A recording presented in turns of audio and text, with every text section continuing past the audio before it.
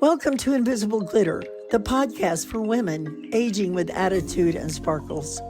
I'm Sandy Parker, founder of the Pink Lady Posse, coach, cheerleader, and your connector in chief for whatever you need to go from what now to what's next. Each episode brings real stories of women rewriting their lives, leaving us with tools we can use and inspiration that motivates. Because your next chapter, it's not about winding down, it's about lighting up. And the most powerful glitter is the kind no one sees coming. Let's go. Hi, everybody. I'm Sandy Parker Martinez, and you are here at Invisible Glitter, a place to age with attitude and sparkles. I am so happy to be with Susie, Millette, a friend of mine, and we're going to talk about reinvention and what it takes to be a cool kid. We'll see about that in a minute. Susie is an elementary teacher. She was for 24 years.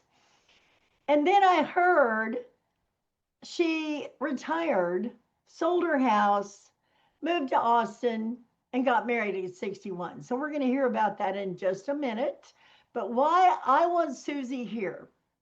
My husband, my sweetheart, passed away in 2019, and COVID happened in 2020. And our hospice grief recovery group decided to stick it together. And we've met on Monday morning, every Monday, almost every single Monday for 6 years. Now, we call ourselves the Wacky Widows, and there's a story behind that, but it's not really true. But the thing about it is, they are my lifeline. And Susie has been a part of my lifeline for 6 years. So she's one of my trusted wing women. And I couldn't be happier to have anyone than Susie because, you know, everybody needs support and wing women in the journey. So, Susie, first of all, welcome and thank you for being here. And since I said something about our wacky women, why don't you tell me what that's meant to you to have that group of wing women in these 6 years? I mean, gosh. First of all, I can't believe it's been 6 years, but also my husband died in 2019. And so it's been 6 years. Yeah, exactly. So we've been together, and every week we get together and we talk, and it's been great. I love it. And it's been such a help to me that I always look forward to us getting together and just catching up, you know, what happened the last week. And yeah, it's been great for me. You know what people say? Oh, Zoom's not the same, right? If you're not getting together in person, it's just not the same. Well, I disagree because even though we're on Zoom, if I didn't show up, somebody would come looking for me.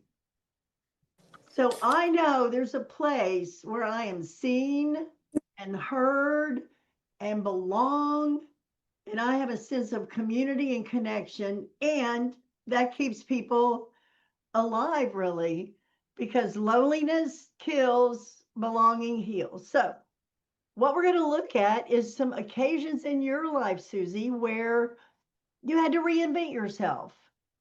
And you mentioned one when you were 38. I guess you'd been married a while and then divorced. So tell me just about that, how it came to be, and let's look at it.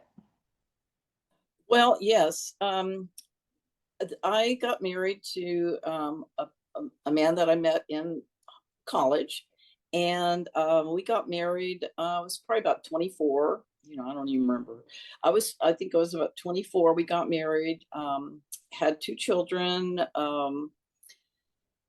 like, you know, the perfect couple, whatever. Anyway, we got divorced when I was 38. And even when I was married, I was always like Jay's wife. I didn't really have my own identity. I was Jay's wife. We lived in the town where he grew up, and so everybody knew him, and I was like, you know, the outsider. But after our divorce, that was basically when I had to reinvent myself. I had to become Susie Mead. And I had the two kids, and he was there, and he was a great dad. I mean, he was very helpful, and I continued to stay there. A lot of people after divorce, they leave, they go away, because that wasn't really my home. But I loved it as my home. So I stayed there and raised my two kids. And now, what was it like to now become yourself? Like, describe that. How do you do that? well, first of all, I had to get a job where I could support myself and support my children, Yeah. because when I was married, what I was doing, well, actually, I wasn't working, or I was just working part-time. The children were young. And so I had to go back to my teaching certificate that I had, thank God, and got a job teaching. And so I was, Susie Mead, the teacher, and became a teacher and for 24 years in Harlingen. And that was my new identity. And I had to do that. It was hard. Being a teacher is hard work. And just my two kids, they're what kept me going. That's what was my inspiration. It was my two children. Everything was for them. And I did what I could to provide for them and to be a good mother. And yeah, so that was my reinvention. Well, and when we have to, we can. Right. Yes, for sure. Nobody plans to be in a dire strait. I mean, nobody goes, man, I think I'll whip up some big reason I have to act. But when the time comes, we have to act. Right. Yeah. And that's one of the things I'm looking at, because they say loneliness is causing illness. And I think they said the health impact of smoking 15 cigarettes a day. So I can understand if, let's say, you don't drive at night, you don't get out as much, you don't go many places. It would be easy to isolate, but you have to act. You have to take steps to make things happen. So you did that and you survived. The kids are fine and you look great. And Thank then you kept living. Yeah. And then you. what you said 62, what happened? That was 38. What happened Right. in So there was 62? there was a long stretch in there where I was just a single mom, and had a few dates, but nothing serious, or I really wasn't interested. I was at the grindstone, teaching and taking care of my two kids, and that was my focus. But my kids grew up, went off to college, Yes. and there I am. I'm home alone, and I'm doing things to keep busy. Of course, I exercise and Bible studies and activities. Oh, I worked at the Playhouse, and was around the actors and actresses, community theater. It was That's fun. cool. Yeah, it was fun. And but I met this wonderful man, and we just really clicked it. How And did you meet him? how Yeah.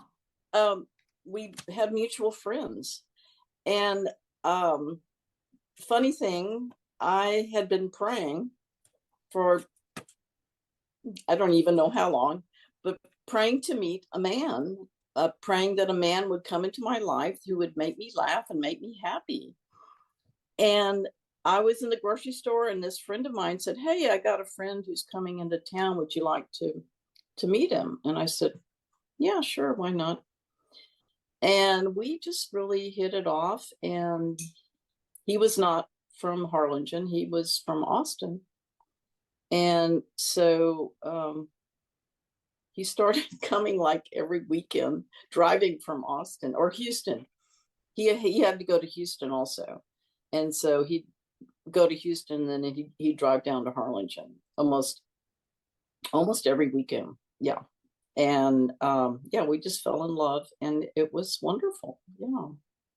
And so the time comes, you go, okay, I'm in Harlingen, you're in Austin. Mm-hmm. That's the house your kids grew up in. Yes, right. Yeah. I bought the house, and cute little house.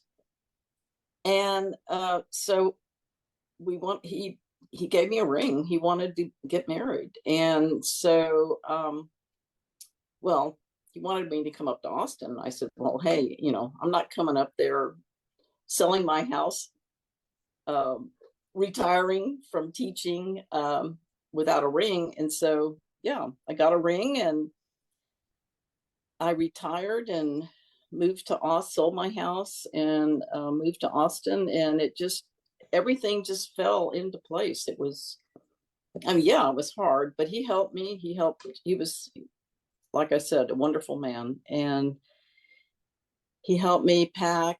And yeah, I had 30 years of stuff. You know what I'm talking about. Oh 30 my years God. of stuff. And yeah, and he helped me.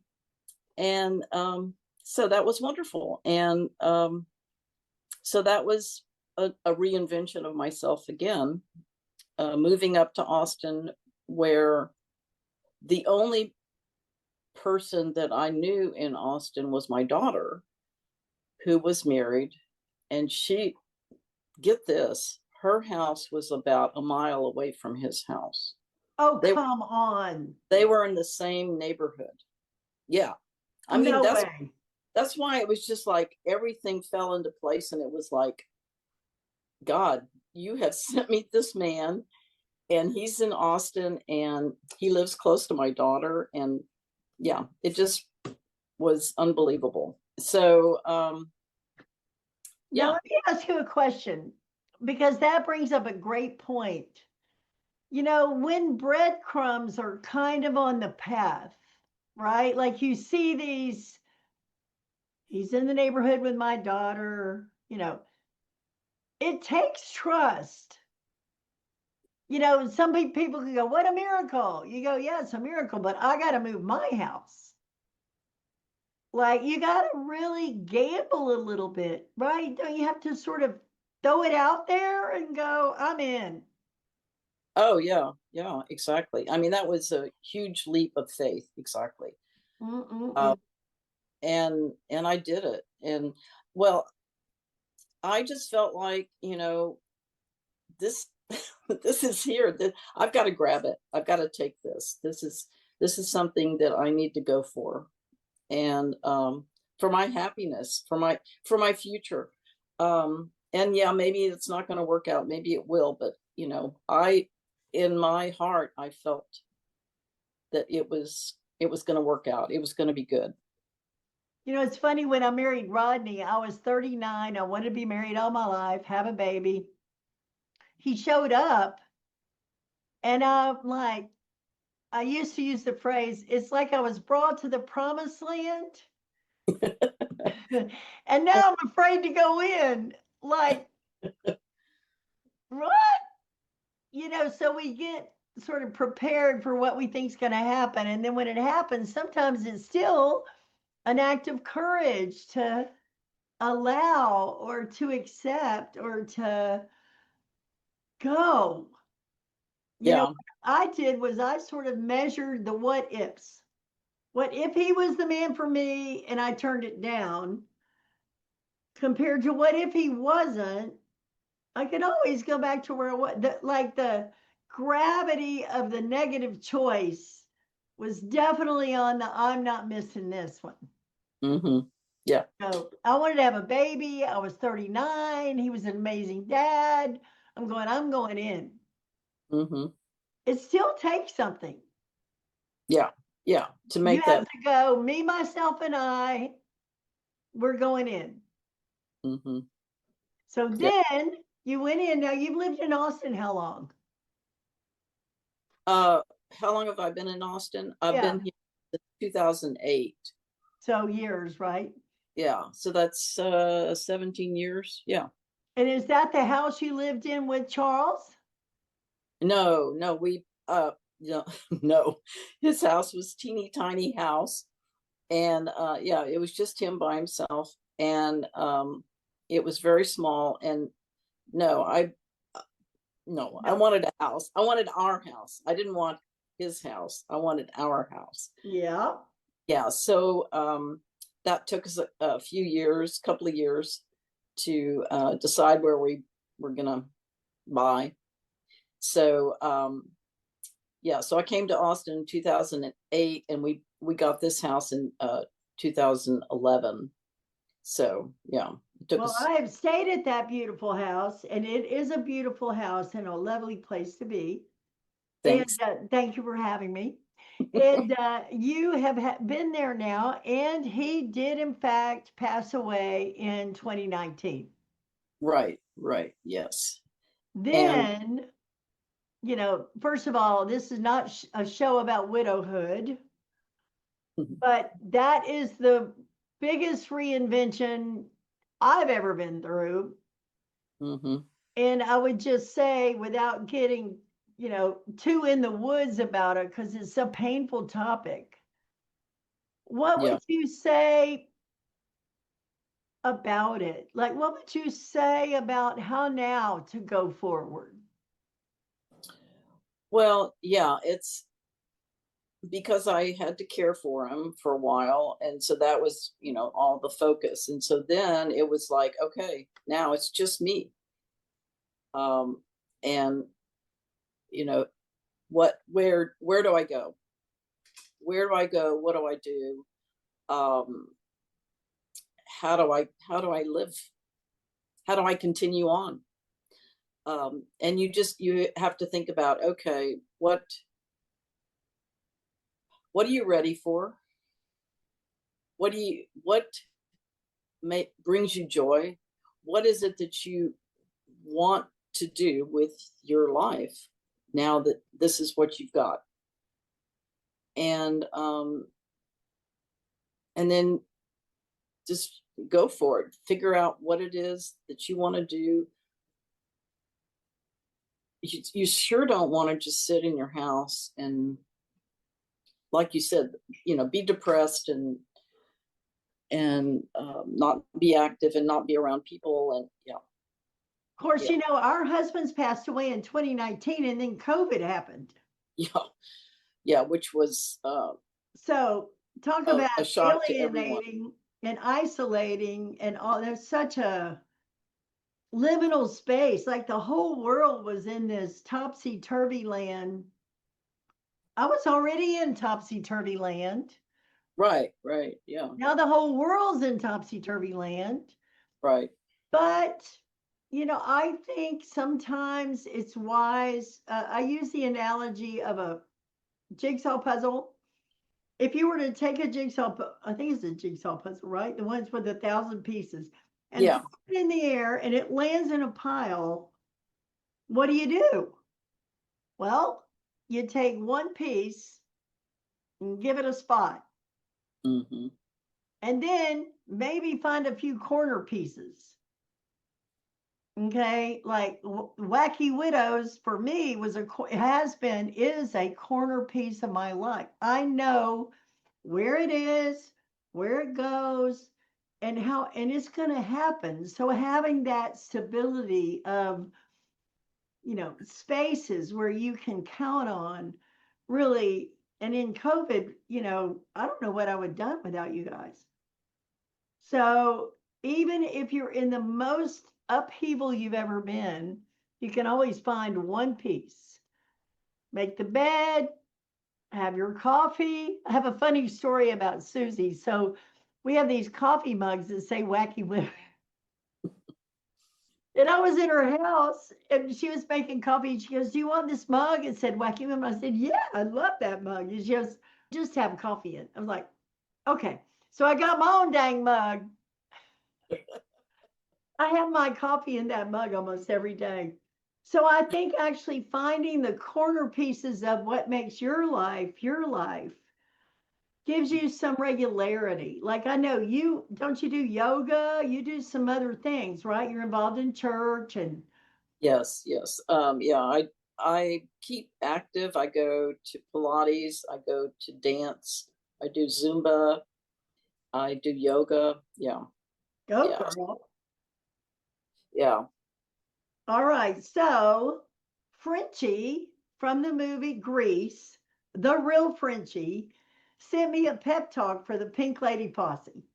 She goes, don't, she made me an honorary Pink Lady. And she goes, don't forget the Pink Lady Pledge.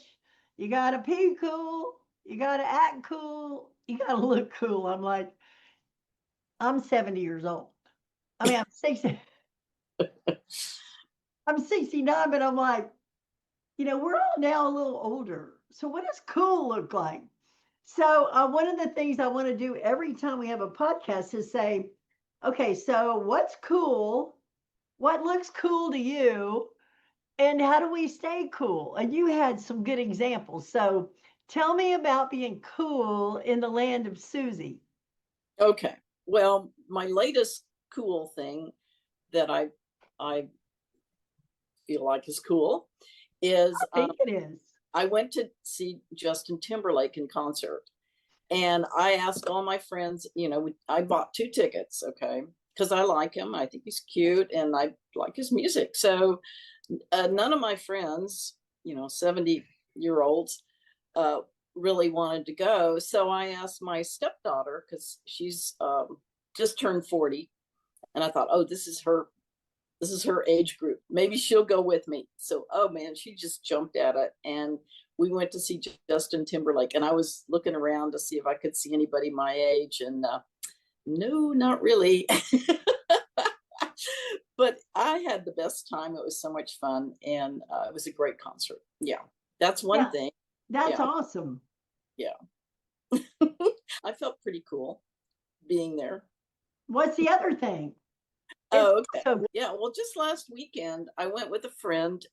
She loves to go listen to music. And so I've been with her a few times to go to listen to bands in Austin, music capital of the world. And we went to the Hyatt on Congress Avenue. This is downtown Austin, which is, I just don't go there. I live up North Austin. I don't go downtown, but I went downtown with her, and we were outside on a patio listening to a band, and on the 8th floor. So we had a great view of the city and the lights. It was at night. Well, first of all, the sunset was gorgeous. And then just all the lights and the activity of being downtown. It was just beautiful. And I was with a bunch of young people. And it was a lot of fun, and I felt pretty cool. Yeah. well, I went down for my girlfriend Ingrid has EBW, Empowering a Billion Women, and she invited me at South by Southwest to come to an opening event downtown in a high rise, and Hmm. I thought, all right, I'm going. I went and I parked, and this little security guard, I said, do you know where 1700 is? Whatever the address. He goes, not really. And I'm walking downtown. I'm thinking, I hope I can find my way back to the car. Like, I don't want to be one of these ladies at Target that's walking up and down the rows going, is this the building where I'm parked?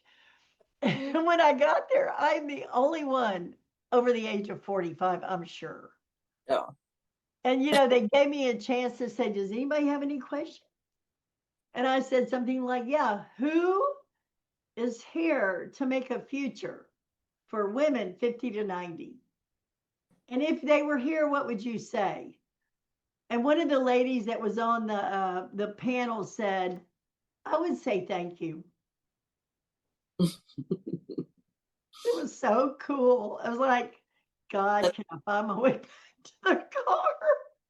I mean, I hate that feeling. I don't like downtown anyway. I don't like to park. But Yeah. actually, you kind of have to open your mind to possibilities that aren't normal. Yes. Yeah. Because you had to be looking around at this hip happening deal going, I'm here. Yeah. Yeah. It's pretty cool. Yeah. Well, if you're listening to this podcast, you can't see my glasses, but they are definitely cool.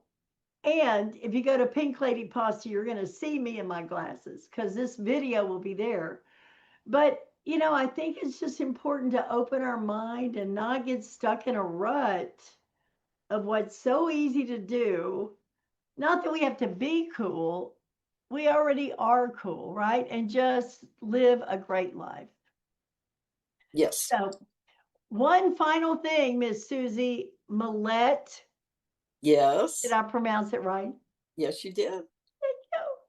Thank you. This is your one shot, right? If you had a moment or if you had a message to anyone who's listening to this podcast, like from your heart, what would you say is your word of advice for people listening that might be inspired by us or looking ahead and go, I don't know. What would your word of advice be? Well, I would say, I don't know, more than a word, just, well, go for it. Take that chance.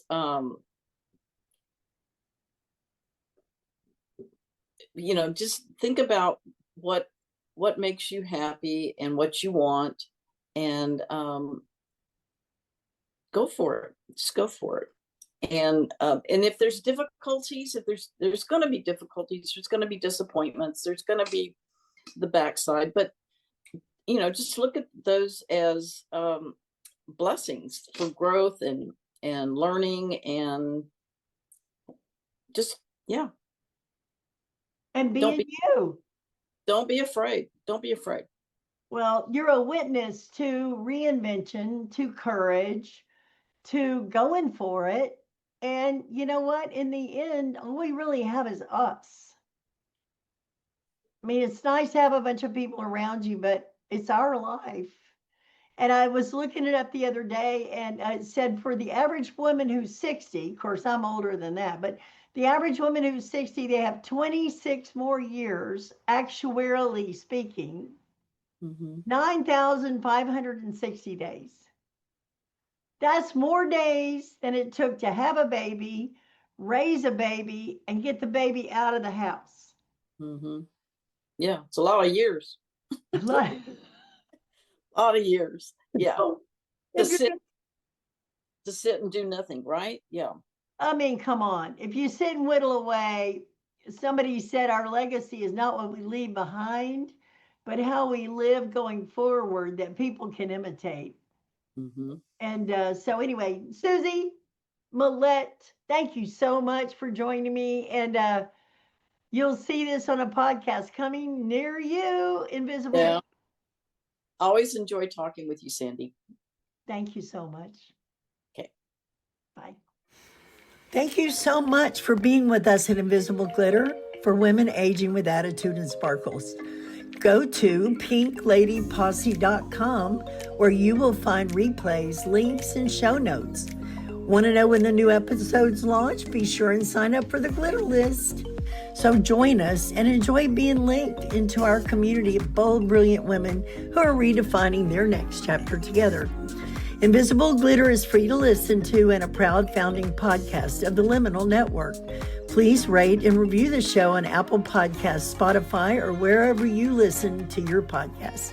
Share this episode and all of your favorite ones with a friend and on social media.